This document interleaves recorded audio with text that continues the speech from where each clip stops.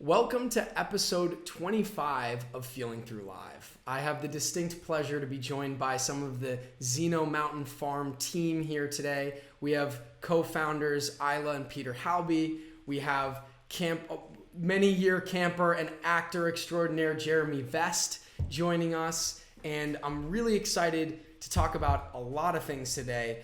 But for starters, for those who aren't familiar with Zeno Mountain Farm, perhaps Peter and Isla, if you could kind of fill everyone in on what Zeno Mountain Farm is and what you do there.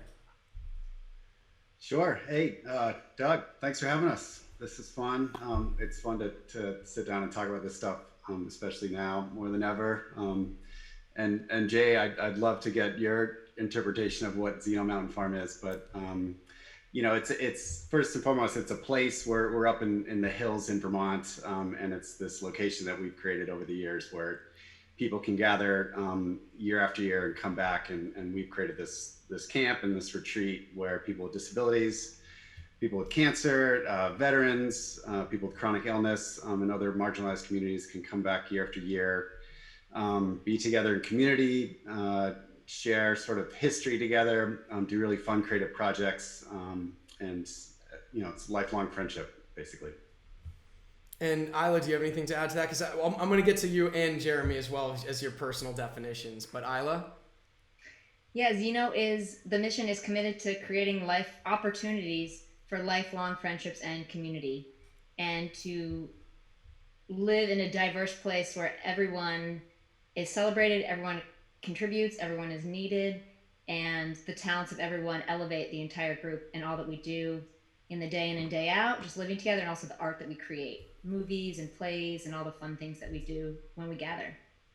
And Jeremy, I'm sure you got something to help round out what Zeno Mountain Farm is. I want to say hello to the beautifully talented and lovely Atalia and Emily. Hello, you two. I love you so much. I hope you guys are doing well. I miss you. And Zeno is a place where I feel at home. I feel like I'm not lonely anymore when I'm stuck at home. I feel like life just gets better every summer when I'm there. Magical things happen unexpectedly, and it's part of life. And I've known Peter and Isla for most of my entire life. I've known them for so many years, and they've been a huge part of my life, and I love them for that. Well, we'll definitely get into, some of this stuff of the ways that the current situation of the world and the pandemic have made things challenging, of course, and not having that same experience that you normally have. But what I will say is, you guys have all kind of pieced together this well-rounded explanation of what Zeno Mountain Farm is, and what I've kind of come to know over the last couple weeks in connecting with you all and checking out your website and watching one of your films and reading about you, is that it's something that can be, I'd say in like a New York Times article saw that could be really like simply described as, this camp where disabled and non-disabled campers all work together to have fun, make art, and make these amazing films, and create this really amazing inclusive and diverse space. But as you all know, and as we'll get into, that's really just skimming the surface of really what the heart and ethos of it is. But I will say something, something that what seems a little bit maybe untraditional from some other camps that you might imagine like this, is that they're not just, I remember when I would go to like sleepaway camp back in the day, I would go for like, I think I went to my camp for like 5 years, and that was like a good run. You have campers that come back year after year for many more years than that. Jeremy, how many years have you attended or been a part of Zeno Mountain Farm? Zeno started in 2009, I want to say, or 2010. I'm not quite sure, but since 2010, I've been going, and I've been blessed to have gone to this place, and I have the best friends in the world from this place. So I've got so many people in my life that have come in from Zeno, and we've continued this journey together for 25 years or so. Wow. 25 years. How did you guys first meet? How did you, Jeremy, how did you first get connected with each other? Well, we've known Jeremy for 25 years. Yeah, we were sort of kids together, although Jeremy's younger than we are. And I was just going to say that there's certain pillars of Xeno that we've developed over the years. One of which Jeremy was talking about, is that we invite the same people back year after year, so we can have that shared history, which often doesn't exist a lot in the disability world. And then the other one being that everyone contributes to the full extent that they can. We call them camps, but we actually actively don't use the words campers and counselors, because that brings in this hierarchy of, typically it's non-disabled people are the counselors, and then disabled people are the campers. And we sort of go away with that language, because we don't want that hierarchy that exists in that dynamic. We say everyone comes and contributes what you can. And then another important piece and pillar of that is that we don't charge anyone, and we don't pay anyone, to do it. So everyone who comes to one of our 12 camps or retreats is here sort of on the same level, and comes for the same reason, because they love sort of the adventure of it, and the community, and the creativity. And often, the people with disabilities that come, like Jeremy, have been coming for 25 years, summer after summer. And the people that are the safety crew, that's the term we use for the group of people that are helping and providing care, are coming for shorter stays sometimes. Some people come for 25 years, but people sometimes also come for 5 years, like you're saying, Doug. And so Jeremy and our crew with disabilities is teaching and training new volunteers all the time at Xeno. I mean, Jeremy's kind of like the Xeno ambassador. If you need someone to greet you and introduce you to the culture of Xeno, because like what you're saying, it is hard to kind of understand the feeling of the community when you just read about a camp on a website or in an article.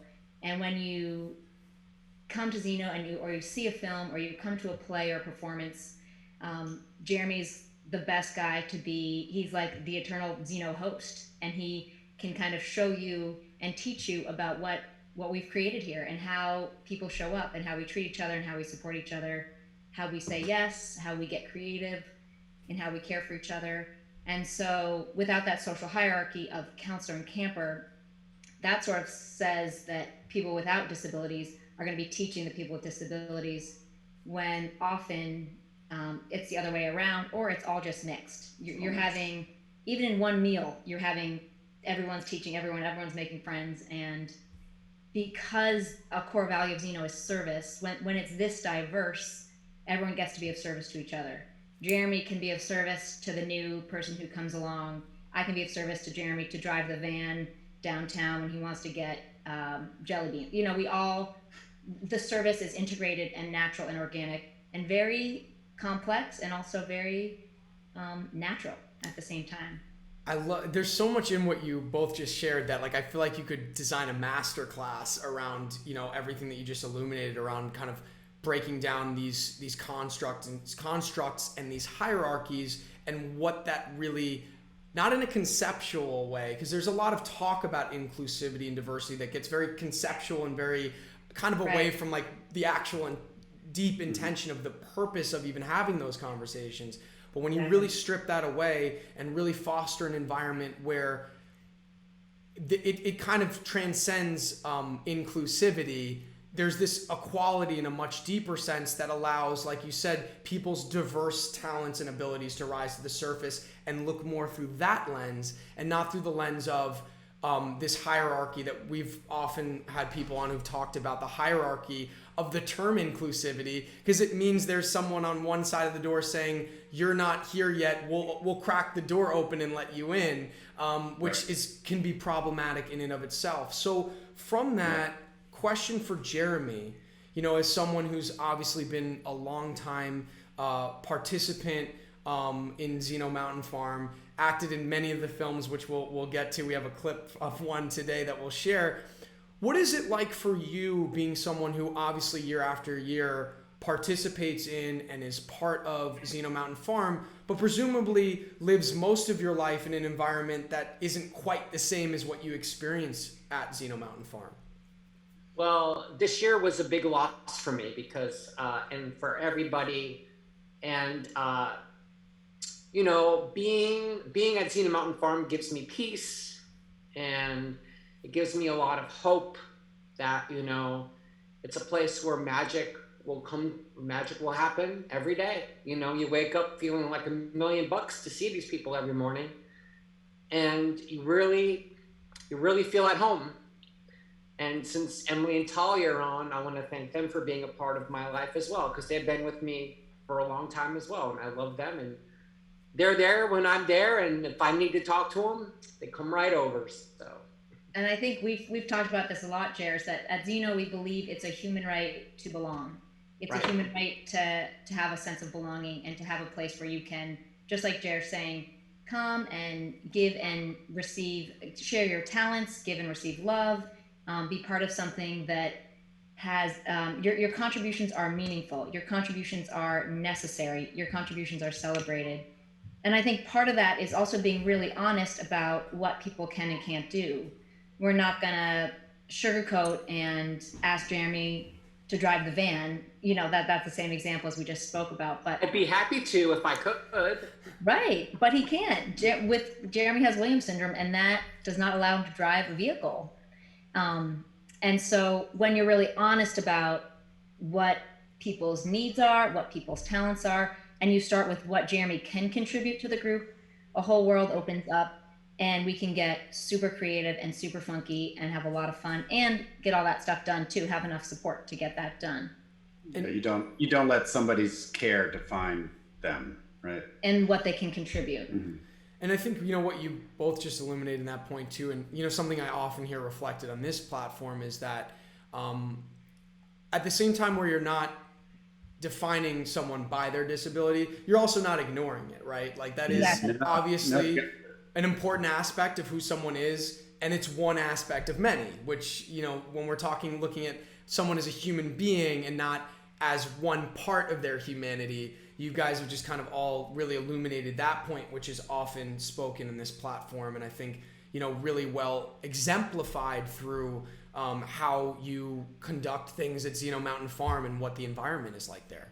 Yeah, I think we actively celebrate, you know, who people are and what they contribute, and certainly, you know, in the disability world, that it's kind of this untapped resource, right, of creativity and innovation and fun and zaniness. I mean, I you know, kind of like Jeremy's saying, like it's the best time of his year. I mean, me too. I mean, it's, you know, it's just a fun world, and in our world, like we can create it, you know, because we have this group of people that are all, you know, here for the same purpose and care for each other, and so we can make it. I think we know that the outside world is rough, right? But here on this mountaintop, we can create our own reality, and it's a good one. It's one I really miss right now, I will tell you. And we do it well. We do it very well. Yes. I'm sure. Yeah, and in creating that. disability- Oh, sorry. Go ahead, Okay. Ayla. Go ahead, Doug. Yeah. No, just to mention in creating that reality, I think, you know, what we'll get to in a little bit, and where kind of media plays into this, and the films that you guys make there. I think you can have this experience at Xeno Mountain Farm that's very much in your all control in this collaborative environment that you create. But I think one of the kind of greater powers of a place like Xeno Mountain Farm is making these films that the casting, you know, not just in front of the camera, but I know behind the camera, as far as key roles in the crew, exemplify the same kind of diversity, and not even diversity, but like just this quality, if you will, of environment that you foster. And it's something that for those who can't go to Xeno Mountain Farm, they can see through the films that you make. I mean, I know, obviously, well, you guys can all explain this better than me, but I'm familiar with, I think you said you've made 13 films all told, but I know you have a lot of films that you all collectively write, direct, and act in together. But I know there was also a film within a film in one which was following a documentary that was following the process of you all making a film. So there are these amazing pieces of cinema that, for those who can't necessarily go to Xeno Mountain Farm themselves, can really get a view into what that is in a really intimate way. And I know I'm looking forward to watching a lot more of your films. I have gotten the opportunity to watch Bulletproof, and I'm looking forward to watching more. But I'd love to just play a clip from Bulletproof right now that'll also exemplify Jeremy's amazing acting skills, which I was pretty blown away about. So let me just cue that up real quick. Oh, I'm honored to hear that, Doug. Well, we'll get into plenty of that in just a moment. So let me cue that up.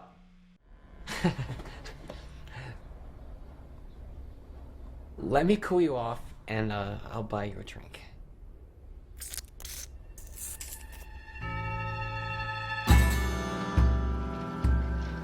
All right, trickster. You got a score to settle with the Reaper gang. It involves my handgun, 6 bullets in your chest. We're gonna find out if you're as quick with gun as you are with that flower. Sheriff, you gotta help me. Good luck, partner.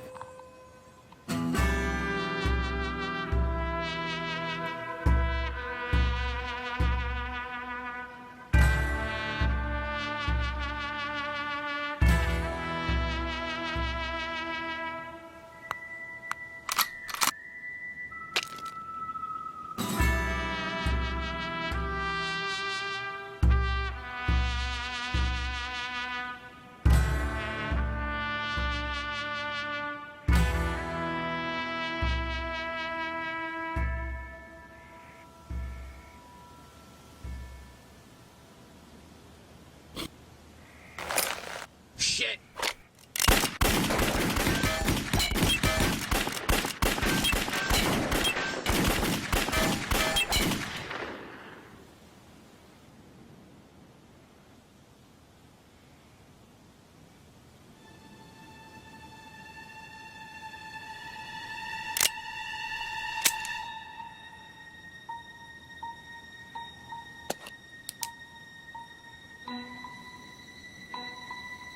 I guess it's about time you all get.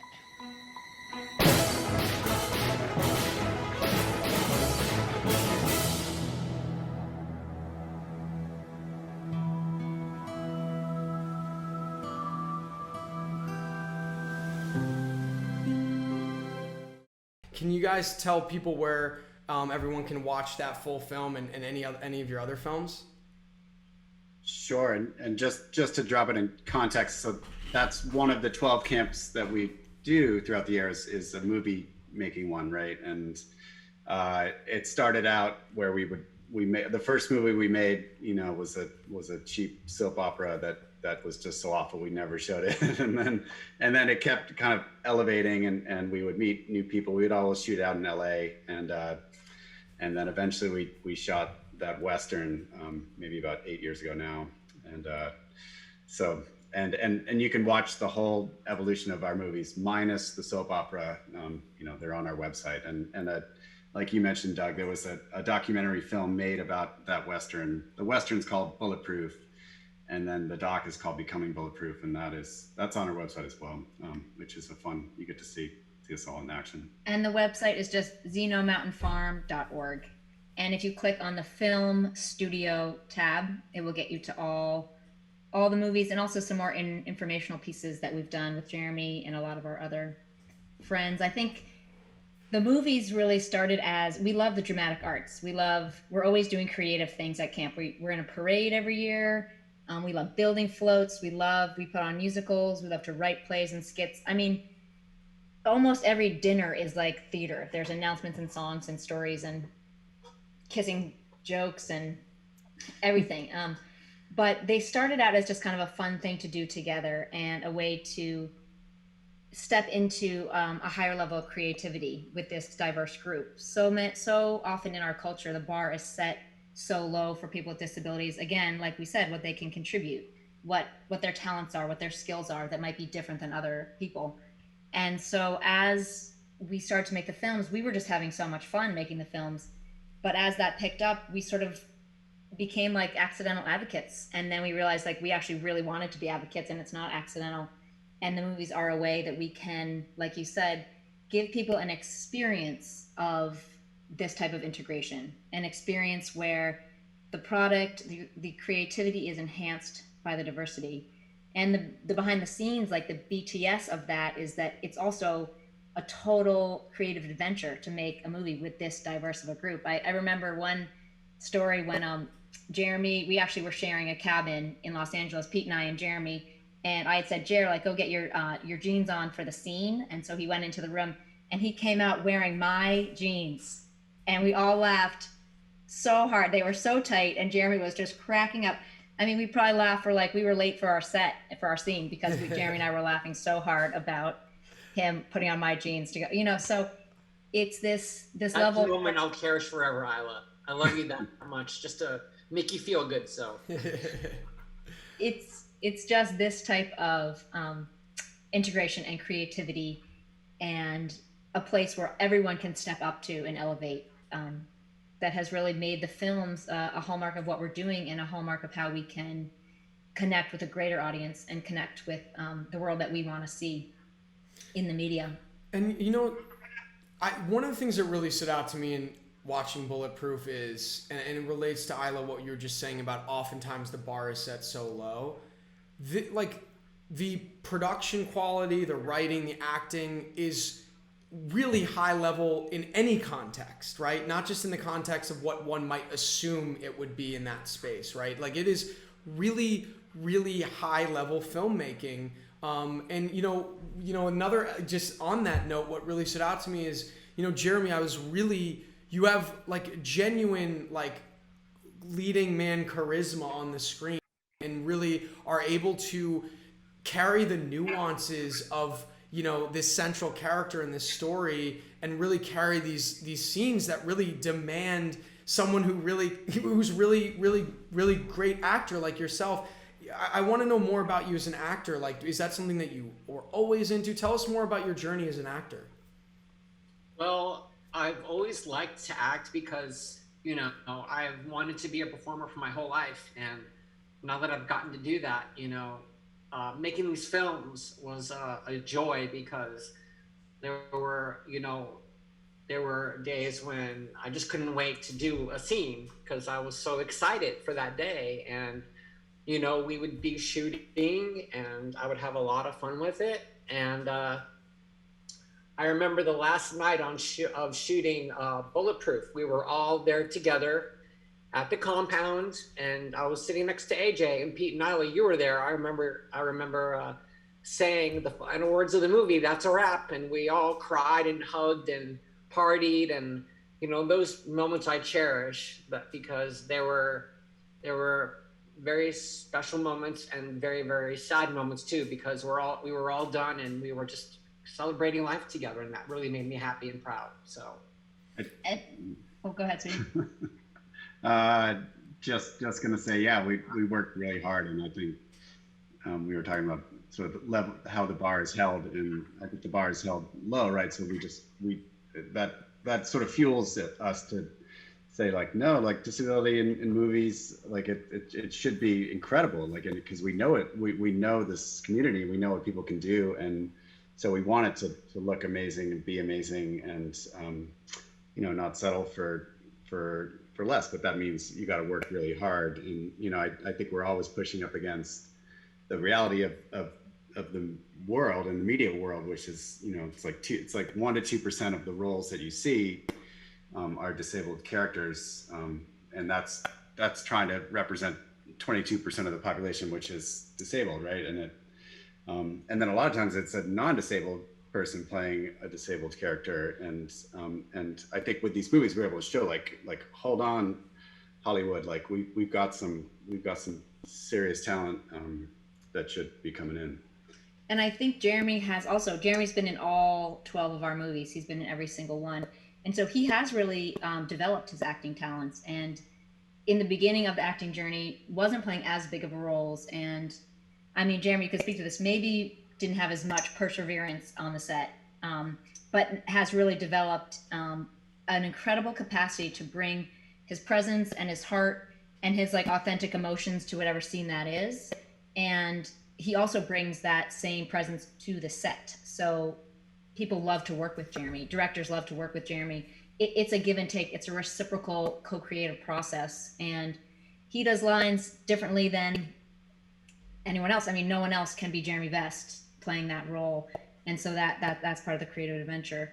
And also, our movies are star and integrated cast and integrated crew, but aren't about disability. And I think that's distinction. Like anytime you're seeing disability in media, often it's the disability is the defining part of that role. That's the focus of the character, you know. And so I think we want to see more across the board, like the girlfriend or the neighbor or the person at the gas station attendant. You know, we need to see disability in all types of small roles as well as big roles.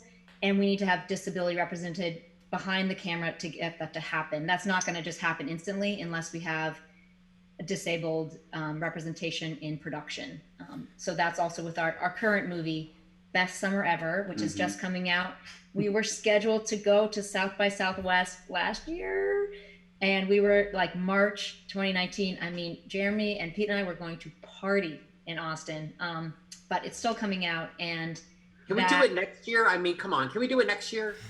It's unfolding. Yes. We hope everyone in America and all over the world can see Best Summer Ever, because we had the most integration on the production side, 50% integrated across production as well as in the film. Well, I definitely want to get more into Best Summer Ever and some of the great themes you were just exemplifying in your films, but I'm going to do a quick pause for an interpreter switch. All right, all set? Great.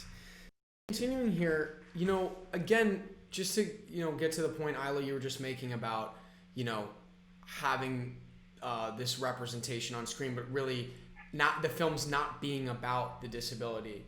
I think there are examples of that we'll see, and certainly we try to do that with Feeling Through, but I think you guys really take it to a whole nother level by the fact that it's not just that there are characters with disabilities playing roles that they might not normally have the opportunity to play, but that they're constituting, you know, at least 50% in some cases of the faces that you're seeing on the screen. And something that you started to see in this clip, and again, I know it's a little laggy, so all the more reason that I encourage you all to go to their site and watch some of these films in their entirety, because what I can say is, again, there's a lot of conversation around diversity and inclusion, and certainly with Hollywood being under pressure, as they should be, with some of what we've seen, that lack of that in mainstream films, I think sometimes people lose the actual reason as to why it's important, particularly if it's not,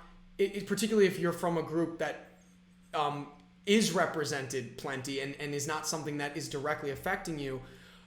But what I will say, in my experience of watching Bulletproof, and I imagine with any of your films, it's bigger than just being like, oh, that's great that, you know, there are people who are getting opportunities to make this great film that they normally wouldn't have.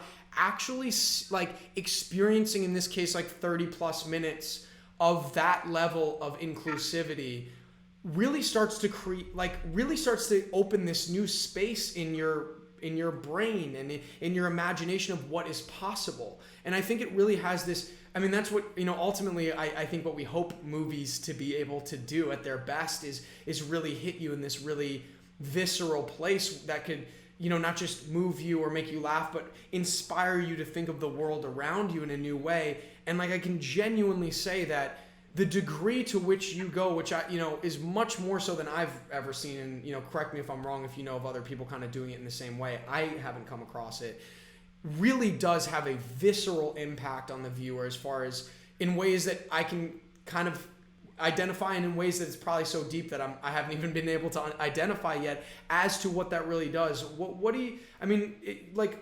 13 films in, what do you notice about maybe some of the feedback you've gotten around that, or what you've noticed as far as discernible change you've been able to see in people experiencing your films? I mean, Jared, do you want to start? Like, have you ever, I mean, Jeremy is a big media consumer as well, watches a lot of, you can fill us in, Jeremy, TVs and movie, especially because there can be a lot of isolation in daily life, you know, lack of, you know, Jeremy's been looking for a job for a long time, finding a job that can work. But have you, in all the media you've consumed, Jeremy, any people with Williams syndrome or other disabilities that you could think of? Like, what was that like Did you feel like you were represented in films and you have been, or what is that like for you if you don't feel represented? Well, Doug, if you know anyone in Hollywood who's looking for an actor, let them know I want to be there. So, and I do feel isolated. Like I would like to be in more films. I would like to do more and be a part of, you know, a part of the journey that many people have gotten to do. And the Xeno films are, you know, fun to watch over and over again because I do watch them on occasion. And the media is just really good. There's a really good outlet for it. I think often too, sometimes you see one character with a disability isolated, you know, within a scene or within a, you know, that might be more similar. And so like you're saying, to have, when it's like 50% of the cast, when it's a higher percentage and it's sprinkling all over, you kind of that stops to be an primary identifying factor. You start to get into the creativity of it, the scene, and that's kind of a secondary factor of the setting. And I think that the disability isn't the defining factor. Like I was saying, like, how did you get in the wheelchair? You know, it's like, no, you're it's a part of you, but it's not like the part of you. And it's such a wide group. It goes across all races, genders. I mean, it really encompasses such a large part of the population.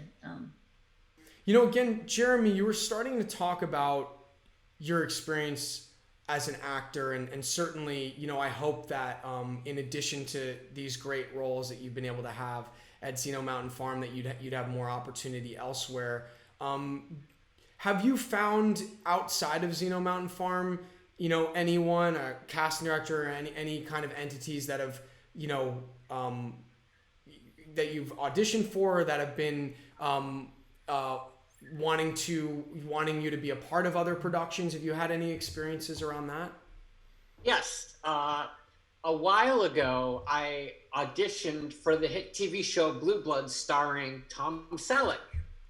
And unfortunately, I didn't get the role, but they were looking for someone with my disability. So they casted someone that didn't have Williams syndrome, and people were like contacting us saying it wasn't good. Like the actor was not that good.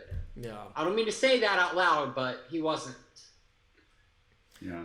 You know, when So sorry, it was continue. kind of troubling to me that they would let him do it when I tried very hard to get the role. So Right. I think it's a very normal part of auditioning is that you go to a lot of auditions where you don't get the parts. I think that's a common thing. But just opportunities to get to those auditions.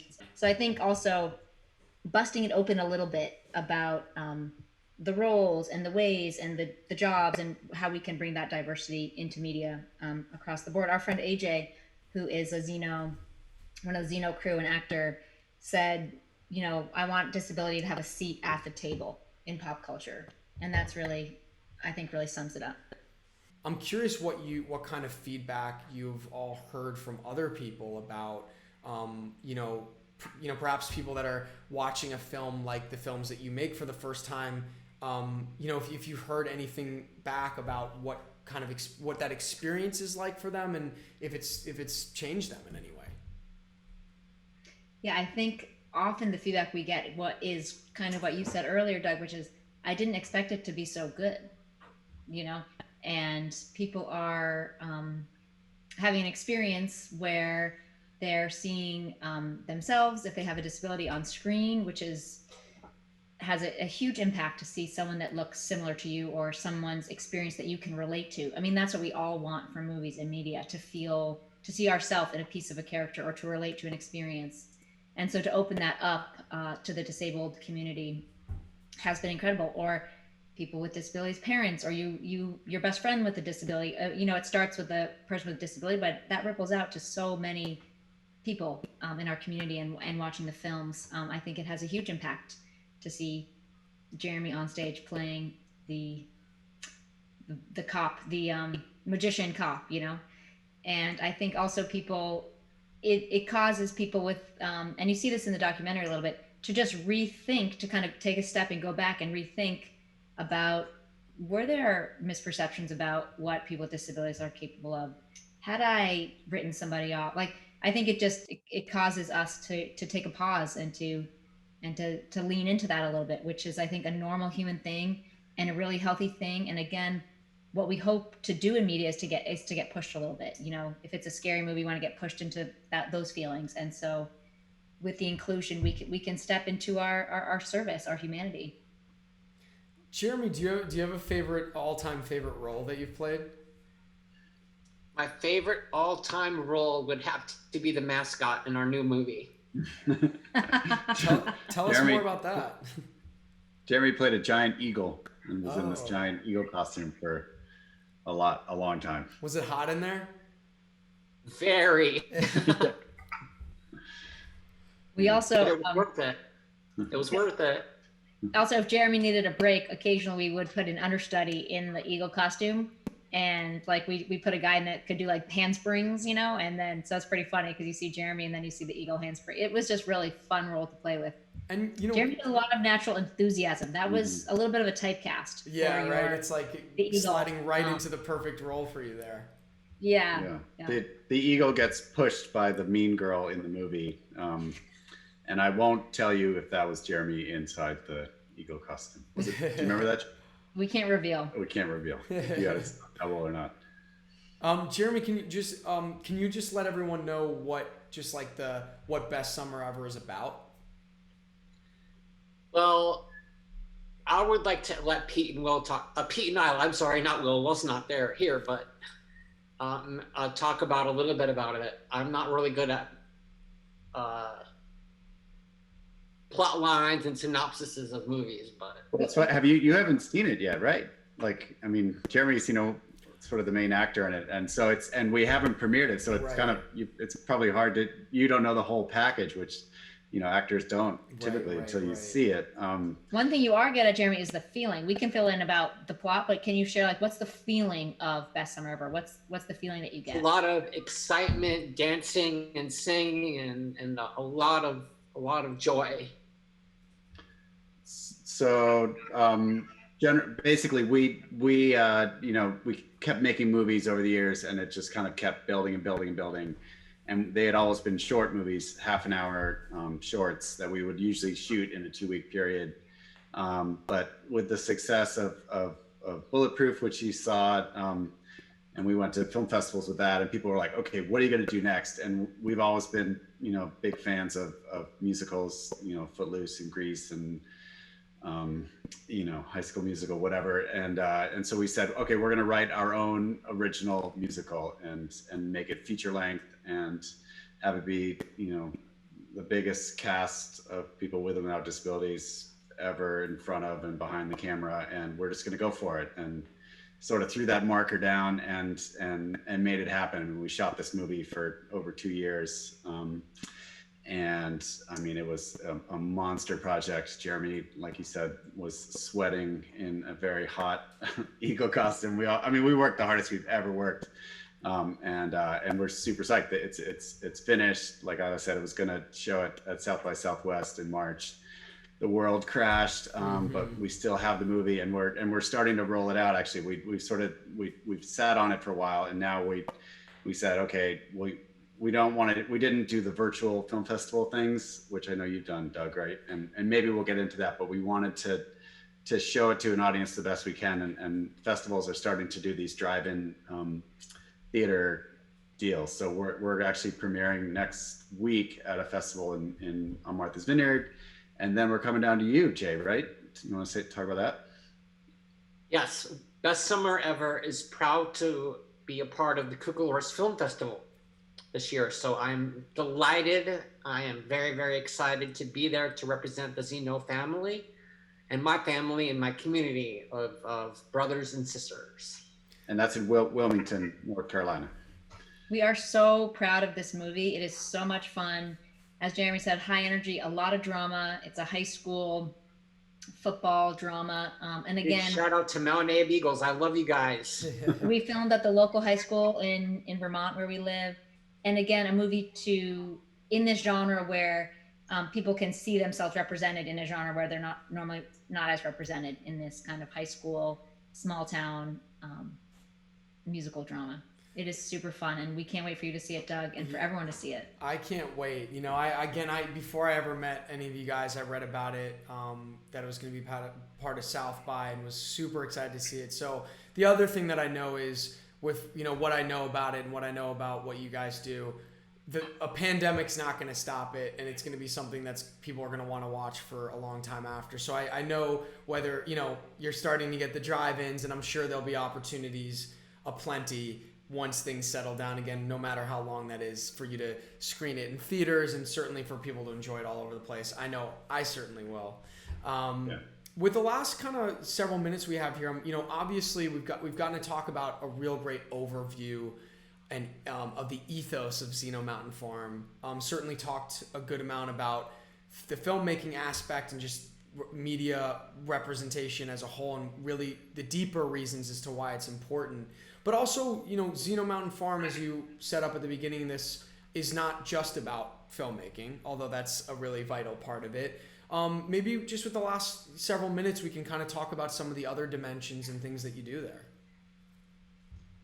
Sure. Yeah, we started out just doing programs for people with disabilities, and had so much fun with it, and did all these different creative projects like the movie making, but then also musical theater, music. We would get together for a week and you know, do retreats that were focused on wellness and sports, and then we would get together, and we were in Vermont. We would all go ski for a week, and then over the years, it just kept being like, well, what are some other groups that would benefit from the same philosophy of, you know, don't pay anyone, don't charge anyone, come and do what you can, and so we, over the years, have built in a cancer retreat, a retreat for veterans, a chronic illness retreat, and a traumatic brain injury specific retreat. So yeah, there's 13 of them now, and it's sort of every month of the year there's something happening.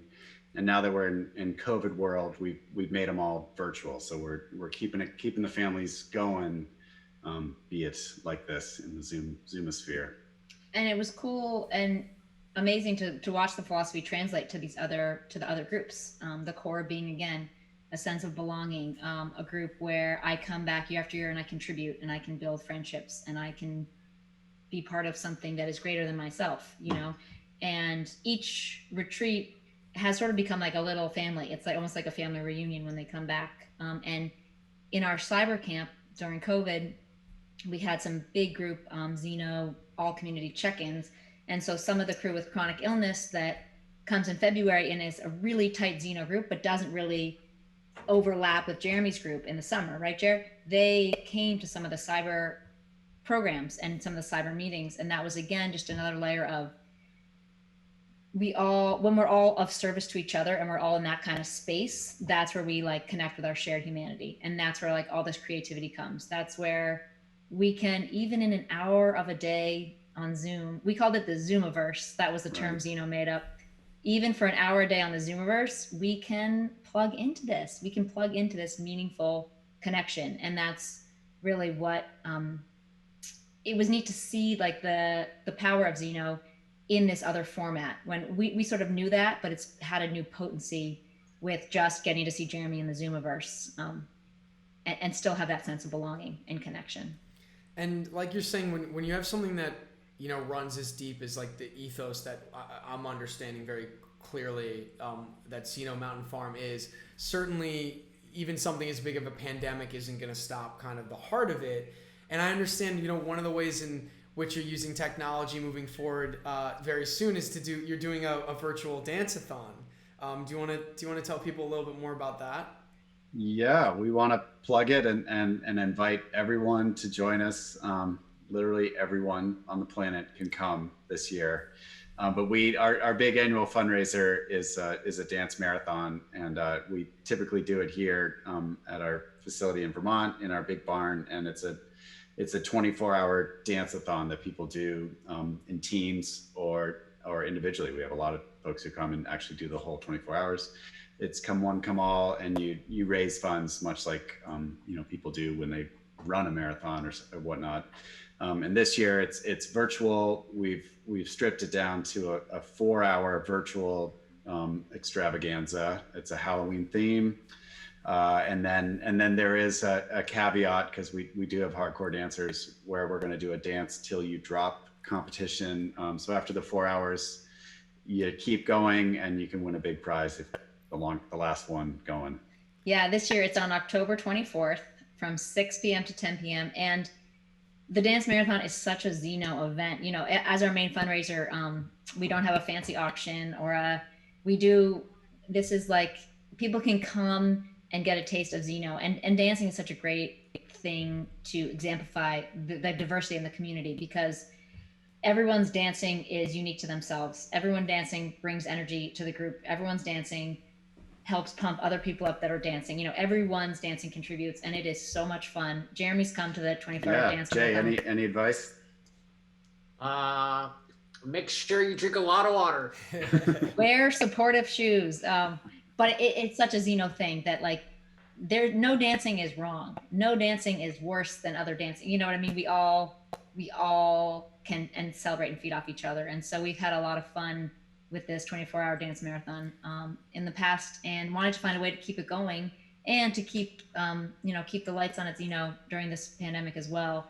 And we have a huge base of small donors, and we're hoping that the dance marathon will continue to just bring in a lot of small donors, make a huge difference. And that's kind of always the way Xeno has made our movies and run our programs. And we're looking forward to boogieing with Jeremy. Are you going to wear the eagle suit for the dance marathon, Jeremy? I'm not sure like how long I'm going to make it. Hopefully I'll be up for a while. You can do it. You can do it. And again, you mentioned when it was. Did you mention how people can join in if they want to?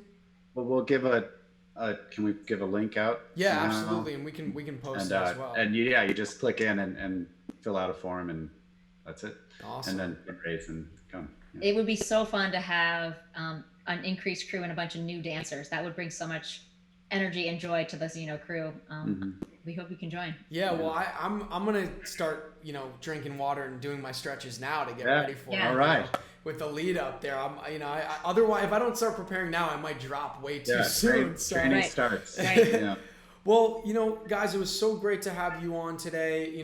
I'll just look at whatever technical glitches we have as a reason for us to join forces again and to have you guys on again in the future. Maybe around when the film is more widely available. That would be great. We'd certainly love to connect with you. And it's something that I'm just personally, what I've gotten to know of the three of you of Xeno Mountain Farm, it really inspires me as a creative of how I can push the boundaries more and kind of work outside of traditional norms that much more in the stuff that we do at Feeling Through. So I really thank you for, in many ways, pioneering a lot of things and really just exemplifying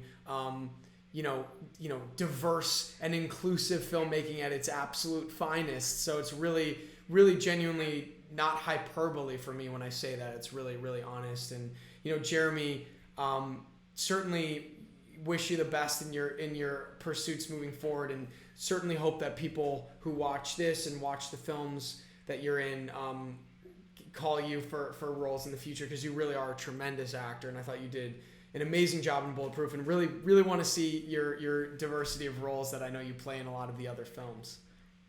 Thank you, and I want to thank Peter and Isla for being with me every step of the way, all my life, and you guys are really special, so thank you. Yeah, thank you, Doug. We love what you're doing too, and this push also for things to be more accessible in this kind of platform is so important, and it's so easy for people to not consider that, and I love that we're all stepping up in this area, and it's really inspiring to us too. Well, Yes. thank you guys so much once again, and thank you for tuning in. And thank you, Aaron, for interpreting. Yes, Thank you, Aaron. as always, to our interpreters, Aaron and Patrick, and Thanks, Patrick. and Thank you, for, Patrick. For those of you who stuck through some of the glitches and will see this cleaner version up, thank you. As always, we'll be back with another episode of Feeling Through Live next Friday, same time, same place. And until then, we hope you have a wonderful weekend and week ahead. Bye, everyone. Thank you. See ya.